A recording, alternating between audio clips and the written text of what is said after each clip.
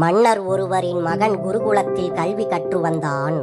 ஒரு முறை அந்த மன்னர் குருகுலத்தில் கல்வி பயிலும் தன் மகனை பார்த்து தன்னுடன் அழைத்து செல்வதற்காக குருகுலத்திற்கு வந்தார்.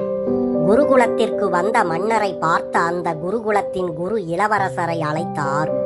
அவர் அந்த இளவரசரிடம் கேட்டார், நீ இந்த குருகுலத்தில் கல்வி கற்று வந்த இந்த 3 ஆண்டுகளில் தியானத்தின் போது உன் காதில் என்னென்ன ஓசைகள் விழுந்தது என கேட்டார். இடியோசை, அருவியின் இரைச்சல், யானையின் பிளிரல், சிங்கத்தின் கர்ஜனை, புலியின் உருமல் என்று மன்னரின் மகன் கூறினார்.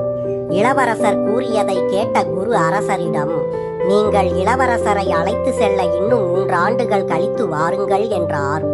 பின் அடுத்த 3 ஆண்டுகள் முடிந்தது. இப்போது இளவரசரை அழைத்து செல்ல மன்னர் மீண்டும் குருகுலத்திற்கு வந்தார். இப்போது இளவரசரை அழைத்த குரு மீண்டும் அதே கேள்வியை இளவரசரிடம் கேட்டார். அதற்கு இளவரசர் பறவை ஒலி, ஆடு மாடுகளின் குரல் கேட்டதாக கூறினார். உடனே அந்த குரு அரசரை மீண்டும் 3 ஆண்டுகள் கழித்து வருமாறு கூறினார். அடுத்த முறை மீண்டும் 3 ஆண்டுகள் கழித்து அரசர் குருகுலத்திற்கு வந்தார். இப்போதும் இளவரசரை அழைத்த குரு மீண்டும் அதே கேள்வியை இளவரசரிடம் கேட்டார். அதற்கு இளவரசரிடமிருந்து வண்டுகளின் ரீங்காரம், வண்ணத்து பூச்சியின் படபடப்பு கேட்டதாக பதில் வந்தது. இதை கேட்ட குரு இளவரசரிடம், நாட்டை ஆளும் தகுதி உனக்கு வந்துவிட்டது. அச்சத்தால் தவிக்கும் மக்களின் மெல்லிய குரல் இனி என் மாணவனின் காதில் என்றும் ஒலிக்கும்.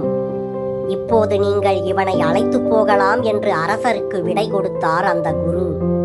எனவே ஏழை மக்களின் மெல்லிய குரலை கேட்கும் பண்பு ஒரு நாட்டை ஆளும் மன்னனுக்கு தேவை என்கிறது இந்த கதை.